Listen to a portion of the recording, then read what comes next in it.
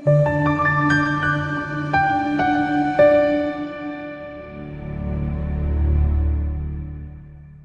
ithuli inqezi vele ukukhuluma nawe kwi-channel kaMukuphupha seningi ngaza ukuthi ngibanjwe umkhuhlane ngindezeleke kabi angekho right kodwa ke sizokwazi ukuthi mhlawumbe silulame futhi ngokukhulu kushesha kaMukuphupha seningi sibheka ukuthi awulamo njengenjwayelo abantu abalike abantu abasubscribe abantu ababe ngamalunga le channel ba-contribute at least ngo-9 ngenyanga njengamanje abantu abahlanu kuphela bangamalunga le channel abanye kababili abathathu baya-contributor besensaka i-account ekhona kule video benikela nje uNkulunkulu nabe akabenze kahle bebusiseke laba thatha khona bese kuyanda nawe siyacela ukuthi kube njalo uma usasubscribe le channel siyacela ukuthi ube ingxenye yale channel yawo wonke ama-videos wafakayo ngaze ukuthi sina 27,000 but ma sifaka i-video ibuka abantu abayi-2 so futhi there's a problem guys. We don't force people to subscribe to the channel because we want people to subscribe willingly so that bezokwazi ukuthi belandele ini nama-videos osofaka kwi-channel. So please do so. When you subscribe, make it your responsibility to make sure that you also come back and watch videos.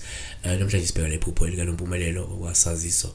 Kodwa before singena lapho ngicela ukuthi njalo ngomsombuluko siyacela thina silandele lapha on e.tv besivele sikhona silibheka udaba on the morning show la ngo-7 ekseni. e.tv the morning show sibheka udaba ngomsombuluko sicela ulandele i-channel lesa station noma ke lona hlelo ulibheke. Ngaloko uNompumelelo kwasazisa ukuphupha uhlaba imbuzi emhlophe. Lelo phawu nje ngavela kumuntu ohlela umsebenzi esekholiswa ukuthi imbuzi afuna isebenzise imbuzi emhlophe. Kungeze kufuna kwenzela amathongo umsebenzi vele usehlelweni noma ekhayini benhlelo umsebenzi wamathongo noma benhlelo umsebenzi wenza umsebenzi wamadlozi wembethwe idlozi wena noma kunomuntu wembethwe idlozi ekhayini benifuna kwenza umsebenzi seliyavela lephupho lisho ukuthi no imbuzi efuna nisebenzise maqondana lo msebenzi walomuntu noma ngalesithebe kube imbuzi enjani emhlophe.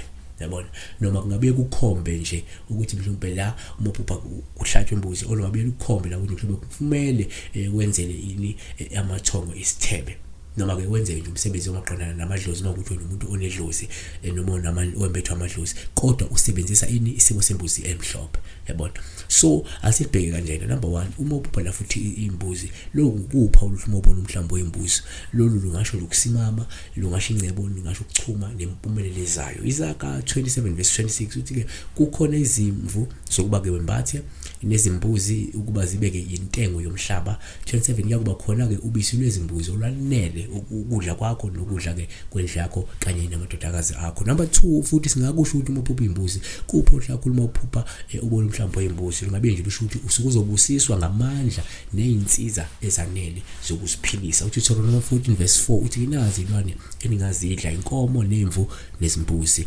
Number 3 empeleni asikusho ukuthi uMukuphupha izimbuzi futhi kuphawu hloma ubona izimbuzi noma imbuzi emhlophe. Lokhu kungabe nje kusho inhlanhla nobusiseka nokukhanya kwempilo noma ke kungakhomba nje ithongo elihle futhi elihlambulukile.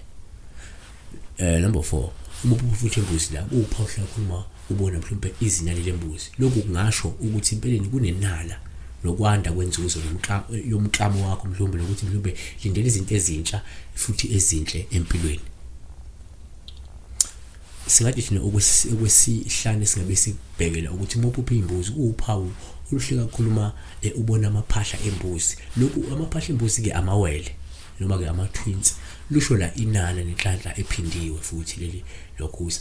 Yabo komunye kungasho ukuthi mhlawumbe unewele wazalwa newele. Abanye bangathatha nje ukuthi mhlawumbe ayino waze unewele wena mhlawumbe likamoya unenhlanhla ephindiwe. Singakusho futhi ukuthi la okwesithupha ufuna sibalule ukuthi uMukuphupha imbuzi kupha uhlakhuluma ubona mhlawumbe amazinyane nje amaningi embuzi.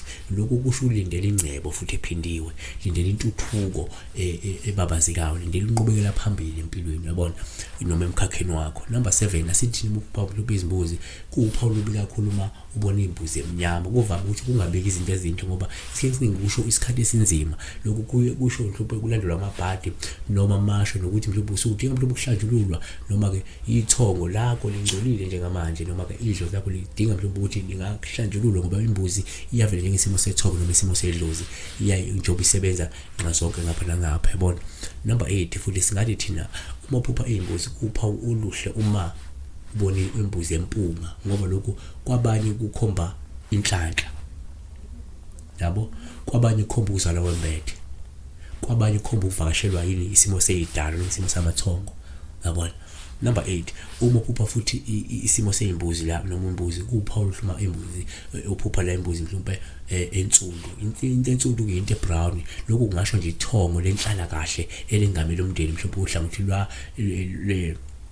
lomndeni kababa wakho noma lukababa wakho nolusho nje mhlawumbe ukuthi kunosiko mhlawumbe ongenzeka luyadingeka ukuthi ugcinelwe lona kulolu hlangothi noma ke into ozoyigcina wena maqondana nesimo sakini kofuna uyisebenzele imbuzi lema ukuthi bekunento ebehlela mhlawumbe ukuyigcina ungafuna mhlawumbe usebenzele leyo mbuzi le yensundu ke mhlawumbe yabona noma kwenze leso siphakudla mhlawumbe uhlangothini la lolu hlangothi lukababa wakho yabona. Kodwa futhi okunye singabona la number 10 kuyenzeka futhi uma uphupha imbuzi kube uphawu oluhle kodwa futhi uma uphupha imbuzi mhlawumbe ebovu olungavamanga ukubi ngoba liyalusho ukuthi mhlawumbe ithongo kuvamile ukubika ithongo mhlawumbe engenzeka lingameleni umndeni noma uhlangothi lomndeni wakomama wakho noma uhlangothi lukamama wakho yabona. Nanokuthi mhlawumbe kungenzeka futhi kunosiko kumele ugcinele lona kulolu hlangothi nanokuthi ke iyona le mbuzi mhlawumbe ufanele uyisebenzise kanti futhi nabanye abantu uthola bambethwa isimo samadlozi baye baphuphe kakhulu futhi imbuzi ebovu lapha abantu esuke begcina izinto ezithile maqondana nalelo dlozi leli suke limembetha leso sikhathi suke liteka lo mbuzi ebovu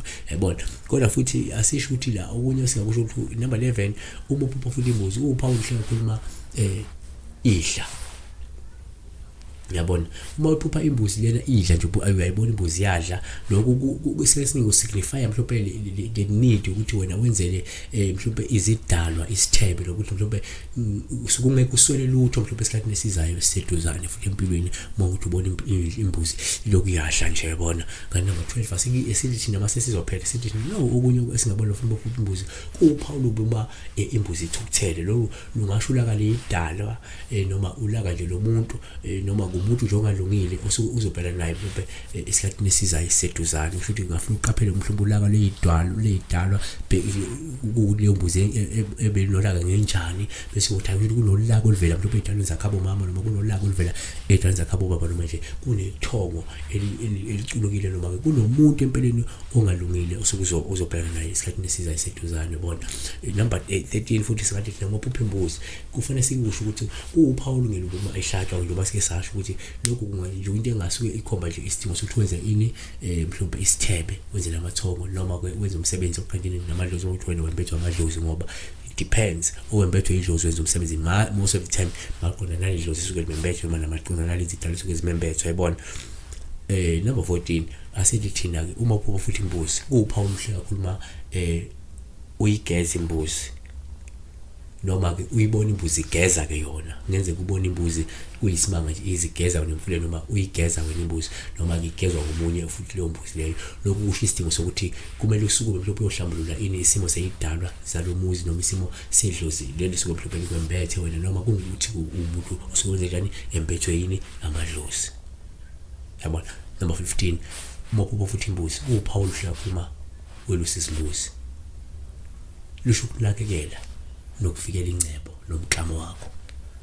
1 Samuel chapter 25 verse 2 kwakukhona umuntu emahoni enemfuyo yakhe amakameli. Loyo muntu wayemkhulu kakhulu wayelezimvu eziyizinkulungwane 3 nezimbuzi eziyizinkulungwane wayezigunda izimvu zakhe ekameli. So kuhle kakhulu ke asibambe lapho ngeke ngaze ukuthi siwaqede amaphupho nokuthi lokhu ngasho ukuthi lokhu ngasho ukuthini kodwa nje kancane sokuthi sithi sibamba musubscribe ngala kwethu ungasubscribe siyayishi channel akukuhle nawe ufuna udlwa amasho ukuthi siba 27,000 but we can't even make 100 views in a day. So ngaze ukuthi ngiyacela ukuthi make it your habit to subscribe and like, comment, follow the channel, follow every video. Siyabonga.